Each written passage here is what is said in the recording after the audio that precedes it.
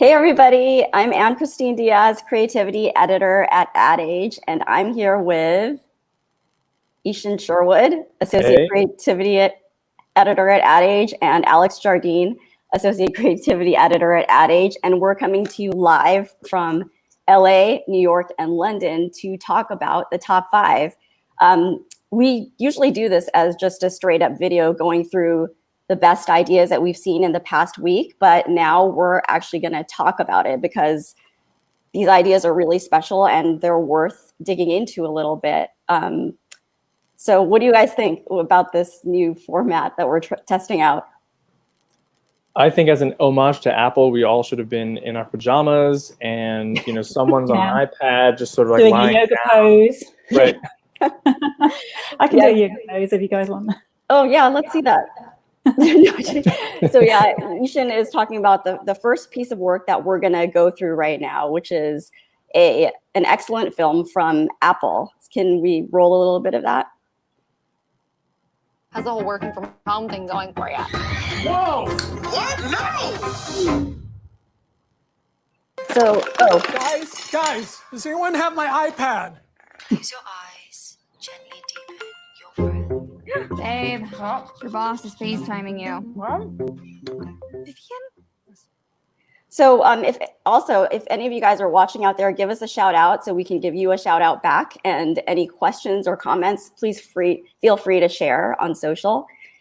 So this film is from Apple, and it's actually part 2 of something that they started last year. So last year, they created this really excellent film called Underdogs, and it was about this scrappy group of employees who were trying to realize this great idea they had, which was around Pizza Box, which is actually an idea that was conceived within the walls of Apple. It's actually a real Apple patent. But they Apple in-house created this fictional story about how this idea came to life. And the first film was directed by Smuggler's Mark Malloy, and it was excellent. It felt like a mini film or the start of a series.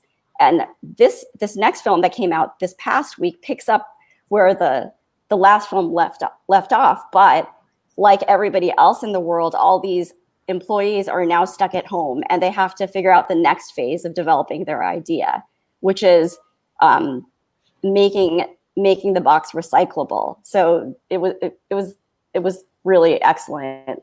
What did you guys think of the film? Yeah, I think one of the strengths of... Oh, go ahead, Alex. I was just going to say, I think we've seen so many ads during this whole pandemic that have been about working from home, and there's been a lot of kind of cliches in them, and I think this had like some of the tropes of that, but the kind of not knowing what day it is, your kids interrupting, have you got any pants on? We've kind of seen those before, but I felt that with the script really kind of sparkled, and it just had so much more kind of depth and detail than any of those other ads that we've seen about working from home. Yeah, and the whole this framework of storytelling through these new various screens that we're working on, we've seen so much of that, and some of it has been really good. But with Apple, the production quality on this one specifically was excellent. The art direction, the script, and the music, even it all adds to this sense of story. Yeah, I think one of the strengths of both of these spots is that they're authentic to people's experiences. Like the first one was, hey, what is it like to have a demanding boss and have to like crank out something in a week? And this one, like, I like that it was a sequel. I like that they got the same actors to play the same roles, but now they're living in the same world that we're all living in. And we've seen so many pandemic spots already. I think it was kind of smart for Apple to not push out something like this 2 weeks into quarantine, but now like 3 months, we're sort of like settling down into it. Like it doesn't feel like a pandemic spot, right? It just feels like this is life now. And Apple's always been really good at like integrating its products into its ads. Yeah, totally. There's one moment where the whole thing, while it feels like this piece of content, or it is a piece of content, it's instructing you on what you could do with your devices. Like I had no idea I could scan from notes. I was like, oh my God, I needed that 2 months ago. Why didn't I realize it was in my pocket? So that was another thing that's really special about it. It was really funny as well. It really made me laugh. It kind of made me think this is a bit like watching The Office, but with Apple devices and in a work from home environment. Yeah. Yeah. I wonder how many people watch this and were like, well, how do these people still have jobs? I also like that. I mean, Apple puts together a lot of good ads. We feature a lot of Apple ads because they're very good, but I think rarely do you get like a direct sequel. They're often just like one-offs. Like, I mean, give me a bounce sequel, right? Like I would love to see something like that. Oh yeah. And it's nice that you sort of get a treat of like revisiting an older Apple ad. Yeah. Yeah, and that is what's special about this particular campaign too. It kind of sets itself up for more. And I do hope we see more, because all those characters, they seem so fully formed. Maybe like the one character that I dislike the most is the boss, like, because she's such a character or caricature. But I can imagine them building out her story. Like, she's like, I don't know, like what she does. I think we need to see a whole series here. I think they could have a whole kind of branded content series. Yeah. Episodes. And I love how people would watch it. Yeah. I love how also just the one guy who seems like the slacker, who's so focused on what is he going to eat next. Like, he turns out to be the brilliant mind at the end who had the solution. So it's just fun. It's a great piece of content that also delivers for the brand. Yeah. Oh, so we have some shout outs to Alexis Esparza, Pamela Munoz, Bobby Berberian, Elio Zainati, Michelle Suarez, Jay Cansey, and Glenn Bosman. Hey, all. Thanks for joining us. So, Ishan, you want to talk about the next one? Let's do it. Next up, we've got Johnny Walker. So no video here because this is a product, or I guess right now all we have is an image. We didn't get any samples yet. I don't know. So Johnny Walker is going to put at least some of its whiskey in a paper bottle. We've seen lots of different bottles from Johnny Walker, limited edition ones, Game of Thrones, all those sorts of things. And now it's sort of tapping into a newfound interest in environmental friendliness. What do you two think about drinking whiskey out of paper, though? Yeah, that was my Solo cup, fine, right? That was my biggest question about this. Or one of my questions. While it's environmentally friendly, like, what does it do for the experience of whiskey drinking? I think of whiskey drinking as this very luxurious experience where you savor every moment. Yeah, and whiskey brands have really been trying to kind of emphasize that over the past few years. We had whole campaigns about the sound that the glasses make when they clink and that sort of thing. So to suddenly not have that, and it's from a recycled bottle made of pulp, that's kind of goes against that whole sort of luxury thing. Yeah, but it's like the paper straw versus a regular straw, right? Or even a glass straw. So, but the reason this is on here is because it's an important move, I think, right? Brands have to become more socially conscious. And this isn't just this one-off. Diageo, the owner of Johnny Walker, actually partnered with another firm to start this sustainable packaging company. And this isn't just going to be used on Johnny Walker. Unilever and Pepsi are also going to be using this sort of packaging. And also, this isn't exclusive to Johnny Walker and company. I think Coca-Cola and other brands are involved in creating their own sorts of packaging. So I think that's why we're highlighting it right now. My question is, what are the merits of paper over glass? I tried to dig into that research a little bit, but if anyone in the audience knows, I would love to hear about that. Yeah, glass is pretty easy to recycle, but it's also very heavy. So you've got to pay for gasoline, and that's also getting burnt in terms of transport. I think I might be a little less skeptical of the paper bottles, simply because I also buy water in a paper bottle instead of a plastic bottle. For years, soy milk has come in paper Tetra Packs, although those aren't always 100% recyclable, but the technology has improved recently. And also, like, this isn't going to be every single Johnny Walker bottle from now into the future, right? So definitely, if you still want to get your glass bottle, you want to like display it nicely on the shelf, then you're still going to be able to do that. I'll also say, like, portability, probably one of the reasons that, like, I sometimes have not left the house with a bottle of whiskey is that it's kind of heavy. So, like, if I can use the weight of the bottle, it just makes it a lot more portable. For Yeah, great for reason. going on a picnic. If you want a picnic with scotch, it's perfect. And John Atkins in the audience brings up a good point. Well, he says yuck to paper, but it'll be safer wherever broken glass is a danger. Mm-hmm. Pool or boat or Vegas or wherever. I think if you drop it, actually, it probably won't break at all. It'll just dent it. And it might spring a tiny leak, but then you just got to drink it quickly. Yeah, and it'll hurt your foot less. Safer frat parties. It's always something that's a good idea. So, Alex, let's move on to the next one. Can you tell us about that one?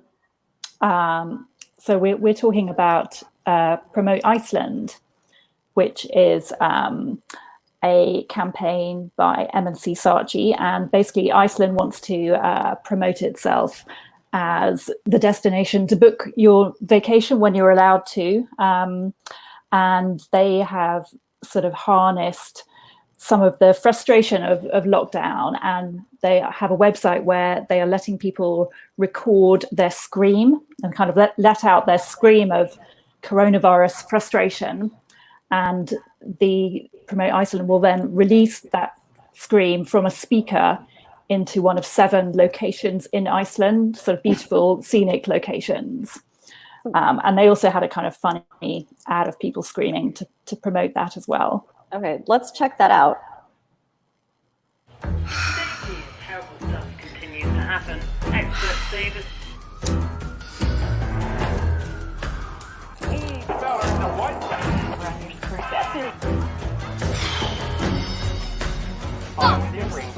Yes!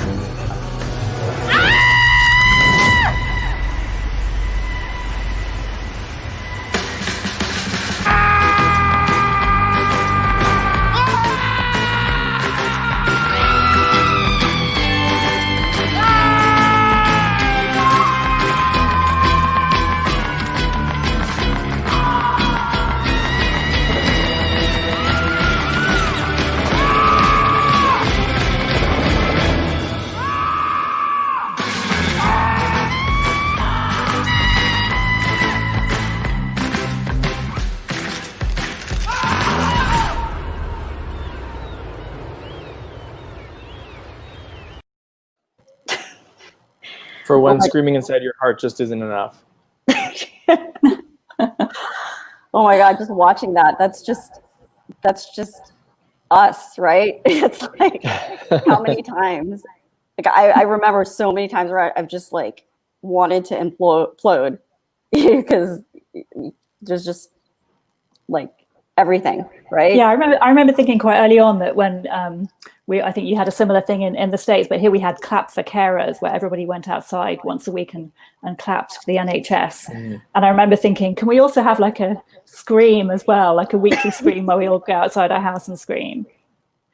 So just for the audience out there joining us now, we are the Ad Age's creativity editors are going through our top 5 best picks of the past week, best ideas of the past week. So if any of you are out there, introduce yourselves, give us a shout out. We'll give you a shout out back. And if you have any questions, please feel free to share those in social. So we're talking about this awesome tourism campaign from Promote Iceland, which invites people to let out their pandemic frustrations by screaming and letting those screams out and Iceland will then emit those screams into the wildernesses of the country, which is kind of fantastic. But especially for a tourism campaign, because that's an industry, for example, that's really struggling right now. Nobody's going anywhere. So for Iceland to do this, to remind people that it's around, and it has these spectacular places in nature, it's pretty clever and smart. Yeah, and I feel like Iceland has always sort of tried to cultivate this thing of being such a quirky country in a way, and this really is on brand with that too.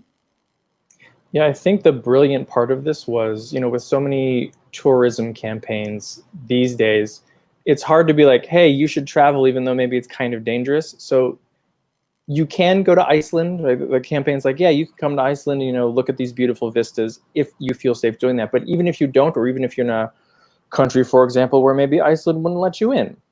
I believe America is one of those countries. Yeah, that's us. There's still something here for you, right? You can scream into your phone and then they'll release it into the wilderness for you. Like, you can still interact with it without even spending any money or going anywhere. Yep. So should we move on to porn? Number 2. Let's move on to porn. Go ahead. Why are you looking at me? I don't understand. So next up, number 2 is a campaign from Pornhub called The Big Package.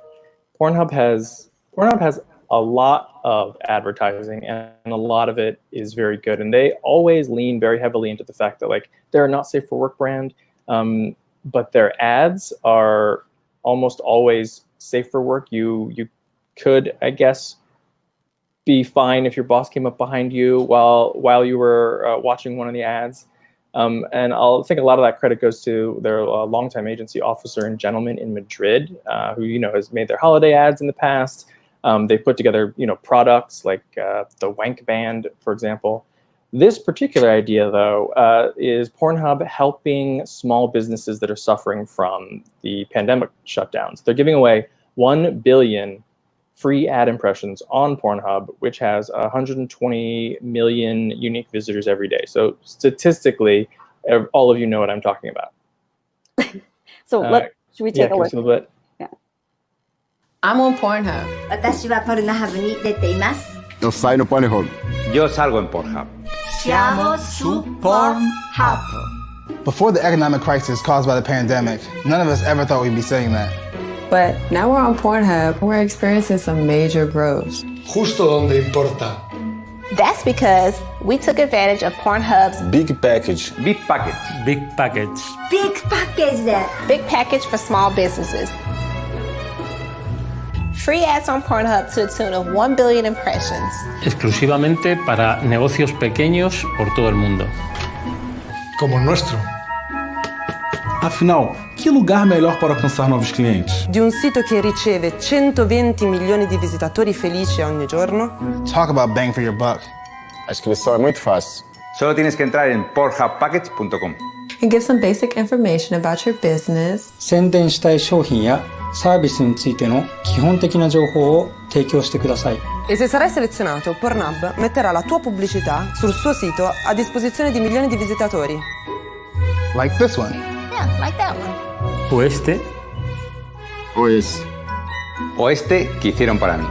So what are you waiting for? Sign up today. Per quanto sia piccolo il tuo business, Pornhub e il suo grande pacchetto possono stimolarlo. A partir de ahora, cuando recibas a tus nuevos clientes, 地元のイエローページやソーシャルメディアだけに宣伝してるんじゃないよ。 You're on Pornhub too.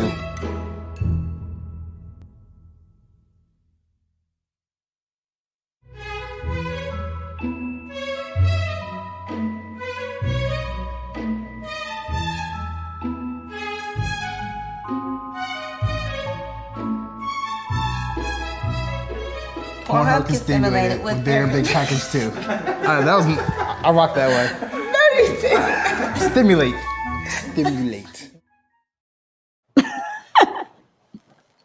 What's everyone think? So of all marketers to step up during the pandemic, I mean, Pornhub has been one of the best ones the whole time. Like, this isn't the only thing they've done. You know, they created a safety video. What was it? The cleanest, I'm going to screw it up, the cleanest porn ever, reminding people to, you know, to stay safe and socially distance properly. They've also created a hand sanitizer that looks strikingly like something else. And they did another fun like Zoom type video, which for, what was it, National Masturbation Day, which is hilarious. So yeah, I'm just really impressed with them as a brand and as a marketer. This company that you think wouldn't go there, they go there and they lean into it, and it's pretty amazing. And also just the fact that it's stepping up to help other businesses. We've seen Kraft do it, Kraft peanut butter in Canada, and Hennessy also did it. But for Pornhub to do it, that's pretty impressive as well. And I do wonder what kind of companies are going to end up being in the final round of these. I'd love to see those ads.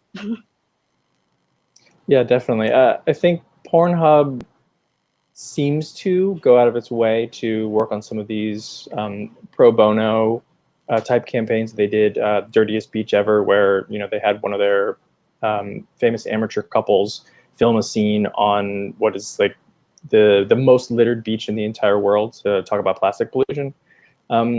I think that probably the big issue you have when you're running any kind of ad on an adult site is that people are just going to hit skip, right? Probably even faster than they will on YouTube. But I think that these ads do a really good job of, you know, leaning into the innuendo and being like, hey, do you want a big juicy cut of meat? And, you know, maybe people linger long enough to be like, maybe I do. And then, you know, they play and they're like, oh, actually, this is kind of interesting. I like this idea. And all told, they're gonna pick 100 small businesses. So I believe that's still open. So if you're a small business with fewer than 100 employees, maybe apply. Yeah, I'd love to think of the sorts of puns they would come up with for like a vacuum brand or something. I don't know. Well, actually, that's probably easy to answer your own question. So before we get to our number one pick, just a few more shout outs to Sunny Massend, Ubong Timothy, Mark Leonard, Shane Dube, Michael Bast, Lorenzo Morales, and Harvey Bonello. Hey guys, thanks for joining us. Oh, and Shannon Paul from Arkansas, and Carolina Levy from Miami. Hey. So Alex, you want to bring up the last one, or the number one? The number one. Okay, so the number one this week is Burger King. So their latest, it's really an environmental idea, which is to change the feed of their cattle to contain lemongrass.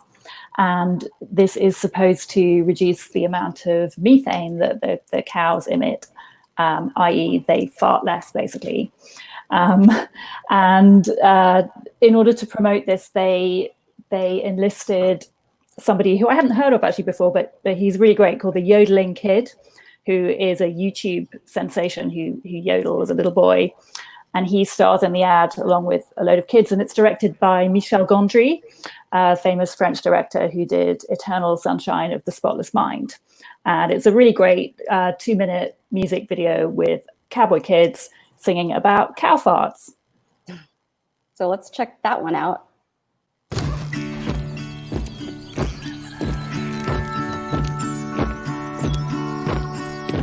When cows fart and burp and splatter, well, it ain't no laughing matter. They're releasing methane every time they do.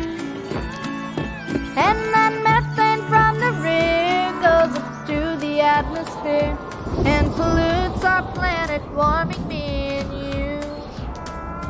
Yes, that methane that they pass is a greenhouse gas that'll trap the sun's heat and change our climate too.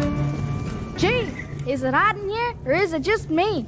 So to change their emissions, Burger King went on a mission, testing diets that would help reduce their farts. That's a start. And now they're in question that it's health, fake health suggestion, adding lemongrass so they can play their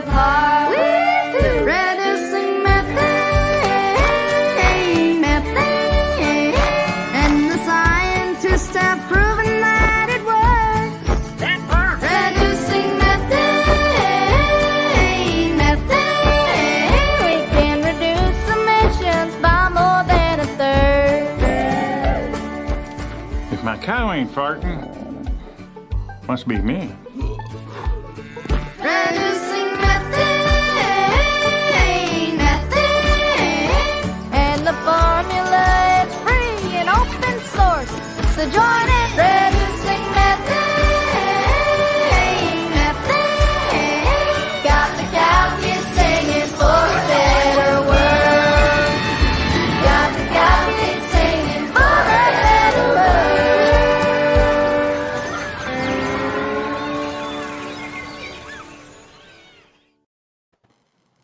I think I'm a little biased toward anything that involves farts. We're done talking about Pornhub, okay? We're talking about It was great to have to be able to get farts in so many headlines this week. I think on the site. I really enjoyed that. Yeah. But anyway, what I thought was pretty remarkable for this, I mean, it's if you're Burger, it's hard to be remarkable or top yourself if you're Burger King. I mean, like, you know, like so many great ideas, like from all over the world. But what struck me about this is a lot of Burger King's ideas feel like they, you know, they're like lightning. They just come out of nowhere, and you know, they're building off like a social moment. But this one in particular, it feels like you could see that there was a lot of work and thought and time put into it, to work with a scientist to figure out a diet for cows to make them to help the environment. That I think it was a 2-year process that went into this. So that was remarkable to me. And it was a campaign from We Believers, which is a small agency, and they work I pretty much remotely. I think they say they're based in the cloud. And I feel like a lot of the ideas that they've done, in particular for Burger King, have this sort of depth and long-term thinking to them. Like they had done the traffic jam Whopper, for example, which involved what seemed like crazy technology to me. That's where when you could order a Whopper to your car while you're stuck in a traffic jam, but there were digital billboards and alerts that would let you know when the appropriate time to order was. And then now they worked with a scientist to develop cow diets, you know, this like science and Burger King, you know, so that's what was really cool about it to me. Yeah, I think Burger King's done a great job of proving that they'll sort of try a lot of different things. They'll take a risk on something that might not necessarily pan out.